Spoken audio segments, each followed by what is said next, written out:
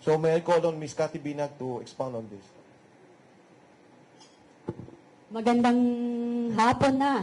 So, naway busog naman kayo kahit papano, no?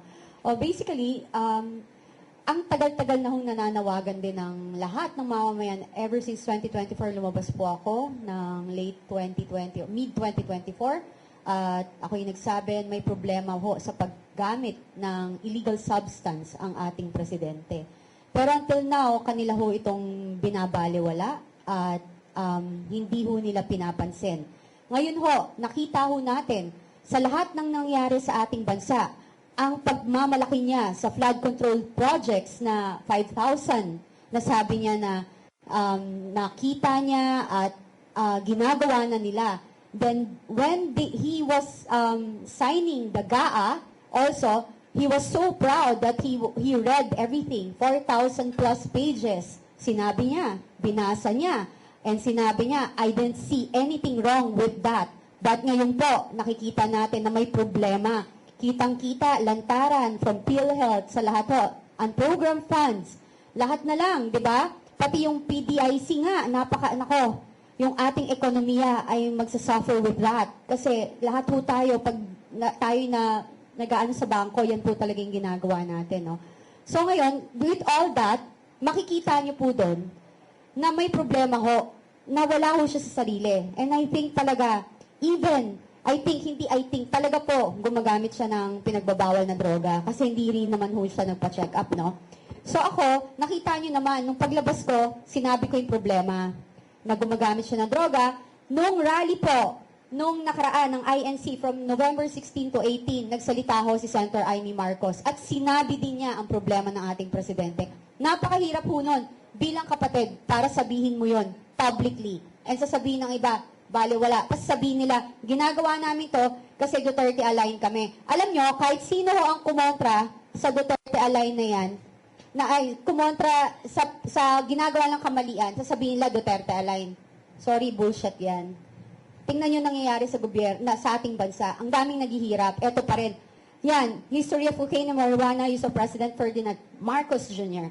The reaction of the Marcos family. Anong reaction? Wala, di ba? Di ba? Wala eh.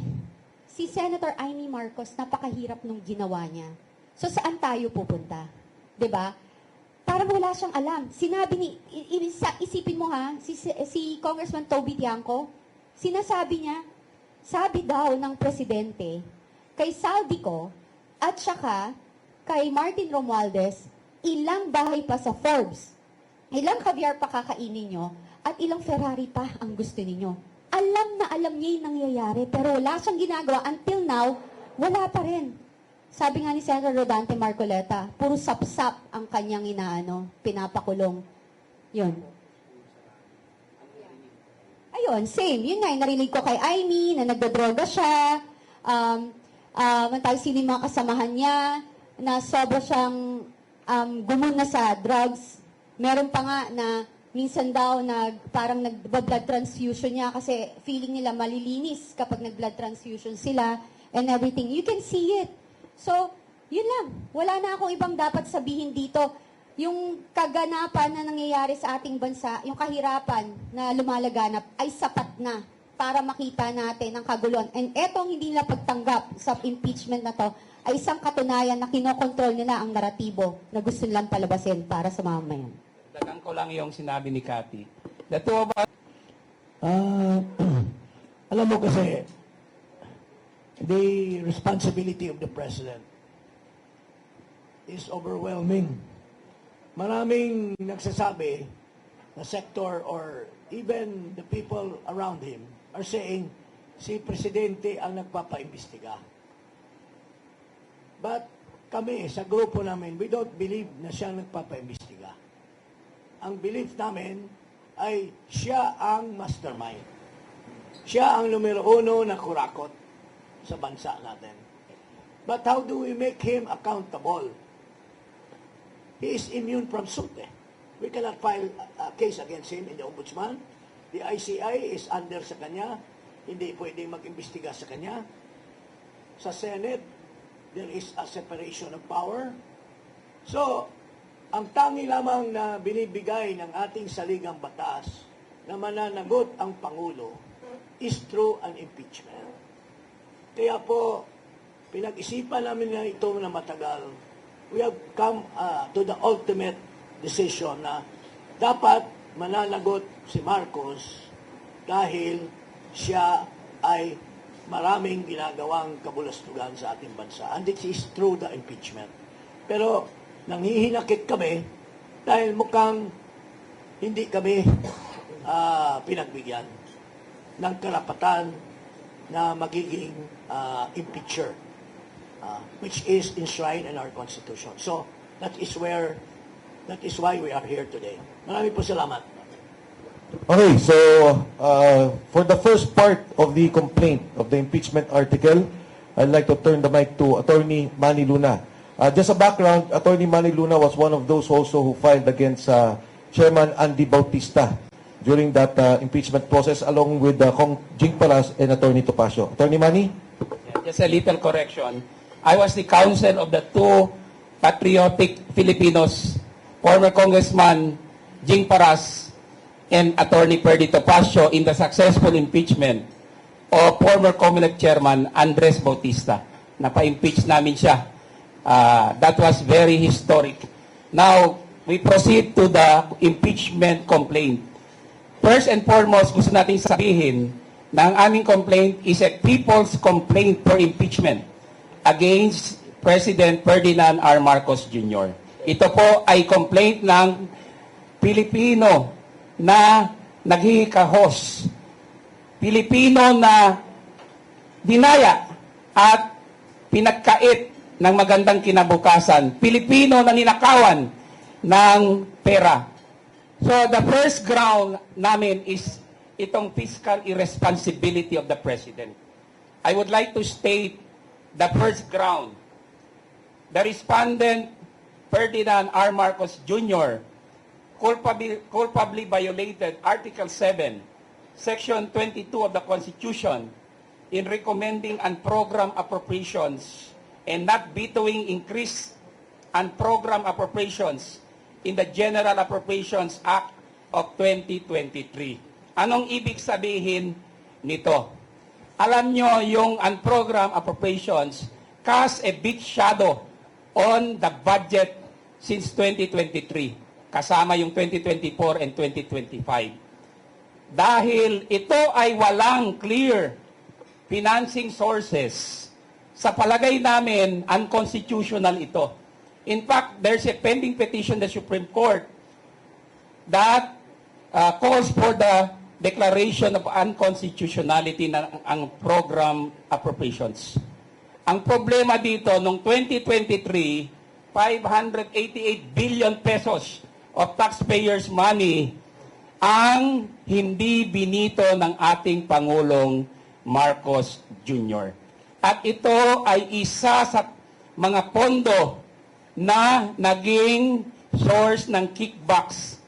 In a recent exchanges sa Senate, kinumpirma no less than Senator Sherwin Gatchalian through his interpellation of Senator Chis Escudero, former SP ng Senate, na mula 2023 hanggang 2024 up to 2025, yan ang pinakamalaking anomalya sa flood control na nangyari. Can you imagine 588 billion hindi man lang binito ng ating Pangulo? This is unconstitutional. Bakit? Ang program appropriations ay walang source of financing. Sa Constitution, required po under Article 7, Section 22, na ma-identify yung sources of financing. Kaya, itong program, mula sa simula, nagiging grab-prone ito, naabuso eh.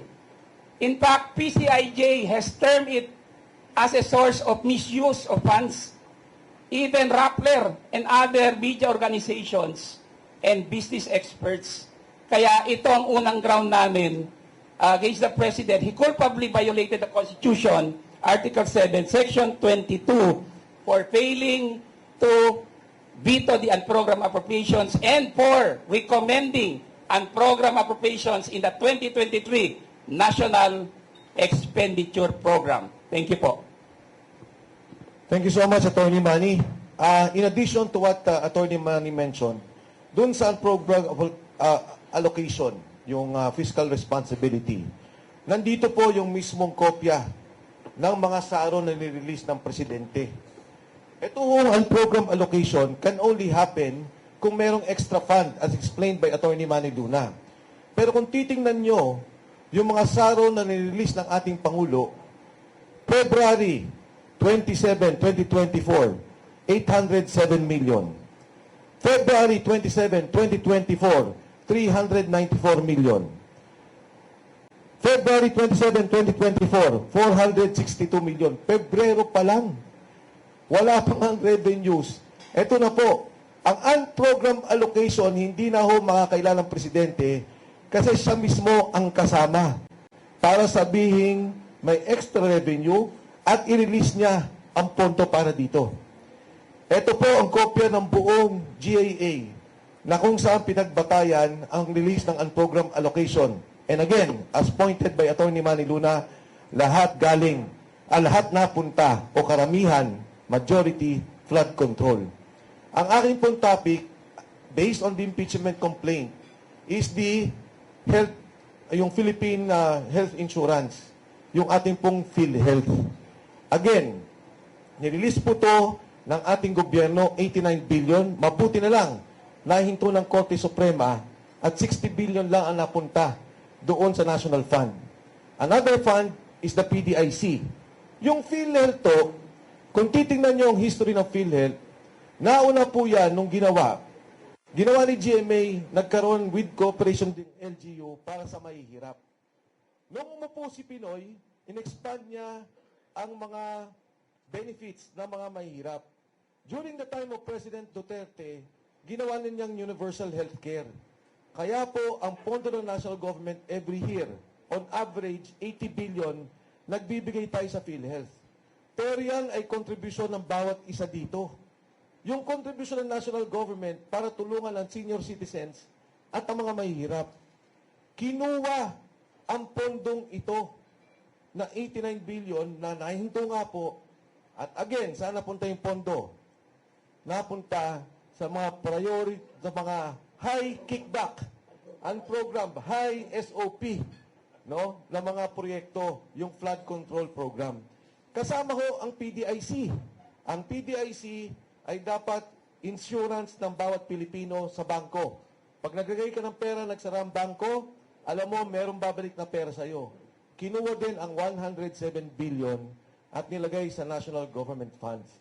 Ito ay isang malaking paglabag, hindi lamang sa saligang batas, hindi lamang sa batas ng PhilHealth, sa universal healthcare, kundi pagyurak sa karapatan ng bawat Pilipino. Di ba ang sabi ni Dr. Martin Liachon? Imbis na expand mo ang PhilHealth program na sa ibang bansa, Tony Liachon, ang sinabi niya, imbis na expand ninyo ang PhilHealth na katulad na ginagawa ng Singapore, Japan, Korea, 10% lang ang kontribusyon ng kahit sino sa mamamayan nila. Kahit na maluba ang sakit. Eh dito sa atin, almost 40, 50, 60%. Pag nagkasakit ka, wala halos nakukuha ang benepisyo. Yan ang tingin namin pinaglabag, ang ginawang paglabag ng ating Pangulo. He was involved in the transfer of funds at paggamit ng funds na to para sa mga flood control at high kickback projects. So with that, we go to point number 3. Yes, yung rider na ginawa ng Kongreso, yes. Alam mo, ang unprogrammed funds kasi, hindi yan kasama sa budget. Because under the law, sa Constitution, yung National Expenditure Programs, pag-present ng Pangulo yan sa House of Representatives, ang definition yan, it is a program of expenditures and source of revenue. So, yun yung NEP at magiging GAA. Pero sinaksakan nila ng unprogrammed fund. Ang unprogrammed fund, it does not belong to the definition of the budget. Kaya, it is, at saka parang binigyan ng poder ang presidente na siya nang mamamahala sa pag-dispense or pag-disperse ng unprogrammed grant. It is considered as undue delegation of legislative power. So, yun po is unconstitutional. So, yun po ang isa sa mga issue dyan. Okay, yung rider, binabanggit lang ni Atty. Manny Luna, yung sinabi nila, if there are excess funds, pwedeng gamitin.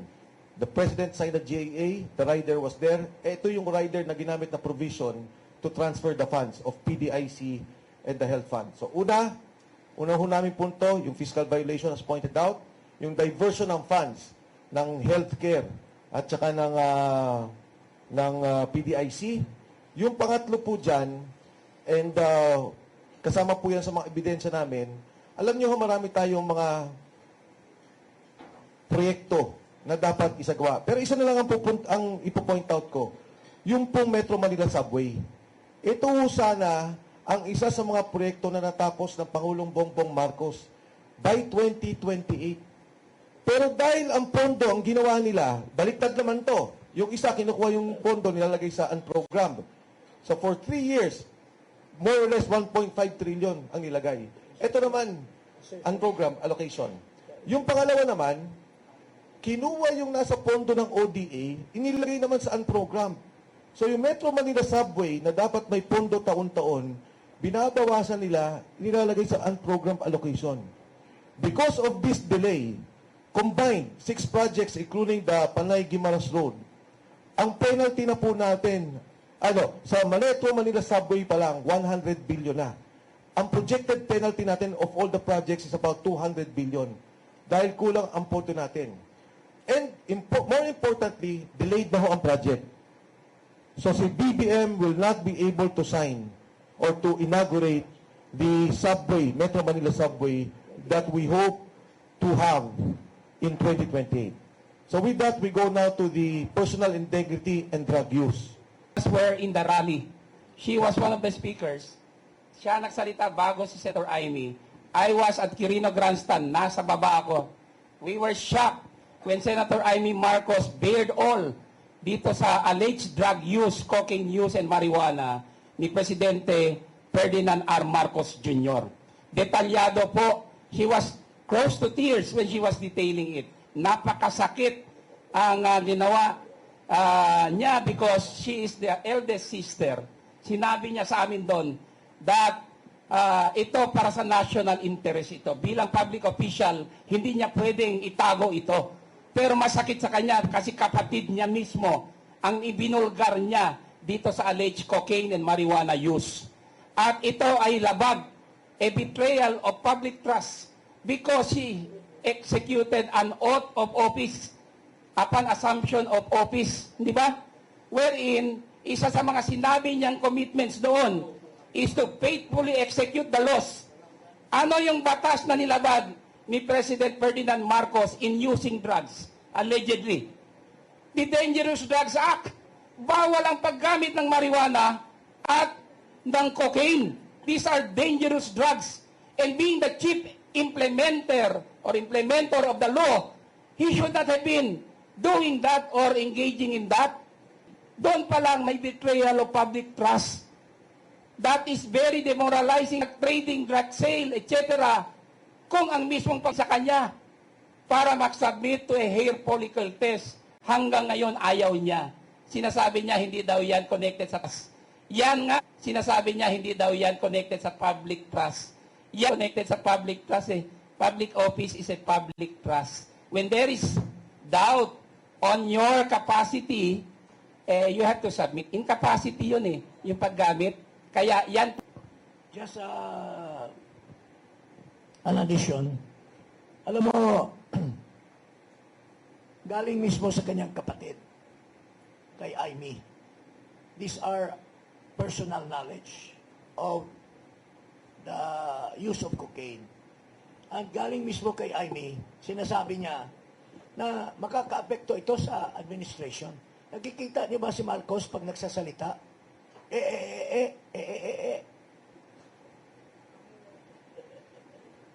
Ang tingin namin, pagka hindi nagkargahan ng drugs, gumaganon siya, Maski doon sa Dubai, siya.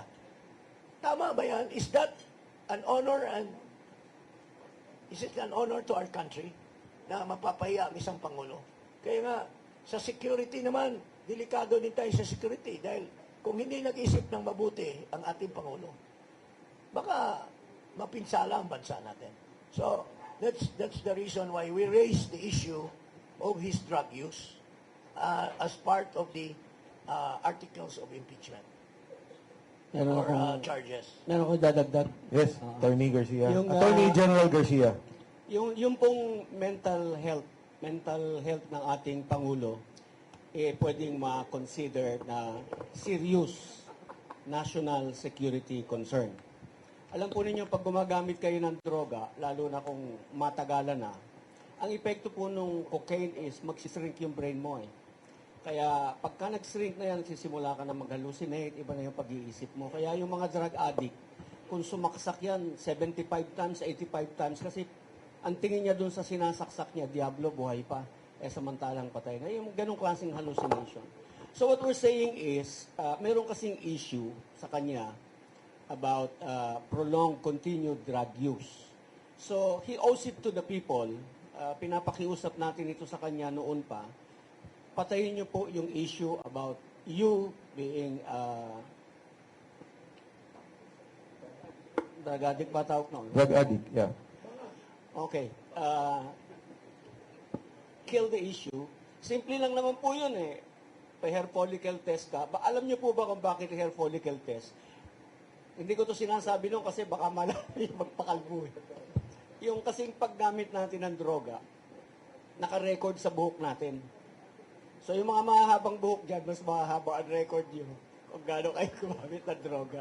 The history, your medical record on your drug use is recorded in your hair. So yun po yun, kaya sabi natin, hair follicle test. Kasi nandyan yung history nung kung gaano katagal ka nang gumagamit. So Thank you. kaya po hair follicle yung hinihingi natin. So, Thank you, sige po. Thank you, General Garcia. Anyway, si General Garcia will be discussing another na Vice Mayor Attorney Harold Respicio to discuss this. Yeah, pare! Magandang hapon po sa inyong lahat and thank you so much for coming dito sa aming press con. Ako po si Attorney Harold Respicio, elected Vice Mayor ng Reyna Mercedes Isabela. Ako po ay nagre-representa ng lahat ng pinluma na papeles at napakakapal na ebidensya. Sali ako dyan na sa ating bansa. At hindi ninyo pwedeng sabihin na puro align sa Duterte ang grupo namin. Dahil ako ay lone wolf lamang, wala akong kakampi. Lahat kinakalaban ko, basta masama, kakalabanin kita. Kaya nandito ako para patunayan na merong totoong nangyaring graft and corruption. Ito po ang discussion namin sa aming complaint. Naniniwala ba tayo, meron pa bang doubt na merong malawak ang nangyari na nakawan dito sa ating bansa? Inamin na nila, hindi ba? At inamin na rin nila at alam na rin natin na ang grupo nila ang nagnakaw. Si Saldi, si Romualdez, at si BBM. Ang problema na lang ngayon ay nagtuturoan sila. Ngayon, kung nasa korte tayo ngayon, ang question na lang ay yung credibility.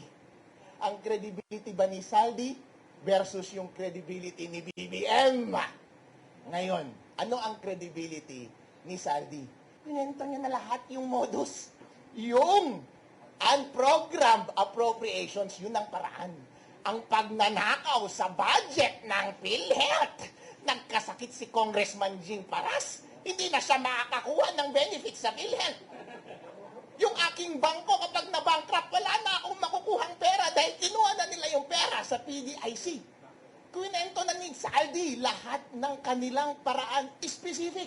Nagde-deliver ng mali-maleta sa Malacanang, sa Falls Park, 2 billion. Ayun no, ang daming pera, bilyong-bilyong salapi ang dinideliver amongst them. Yun yung isang side ng credibility. Ngayon, tignan natin yung isang side ng credibility. Anong sagot? AI. What? AI daw. Kung ikaw ang husgado, sino ang paniniwalaan mo? Yung kasama sa conspiracy na tinuturo nila ang bawat isa o yung nagpapalusot na mastermind? Alam na yan. kapag ikaw ang husgado, convicted yan. Kaya ang tanong lamang, ang simpleng question lamang, on the ground of graft and corruption, dito sa aming impeachment complaint, maniniwala ka ba kay Saldi? Kapag naniniwala ka kay Saldi at hindi ka naniniwala sa palusot ni BBM, impeach dapat si BBM dahil ground for impeachment ang graft and corruption. Dagdag lang ako, no? Hindi lang graft and corruption. Yung pagtanggap ng 2 billion per month SOP or 57 billion na kickbacks, allegedly, na diniliver ni Saldico sa kanya, kay President Marcos Jr., the respondent in our impeachment complaint, yan po ay violation ng Constitution, culpable violation. I'm referring to Article 7, Section 13. Bawal ang conflict of interest. Bawal kumuha ng kickbacks. Bawal tumanggap ng regalo sa mga transaksyon sa gobyerno. Saan ba galing itong 57 billion or 2 billion per month? Sa mga kontraktor po ito na may transaksyon sa gobyerno. Yan ang culpable violation of the Constitution of the President aside from Republic Act 3019, anti-graft law. Dalawa po ang kanyang violation dito sa kickback scheme or SOP na sinabi ni Saldi Ko.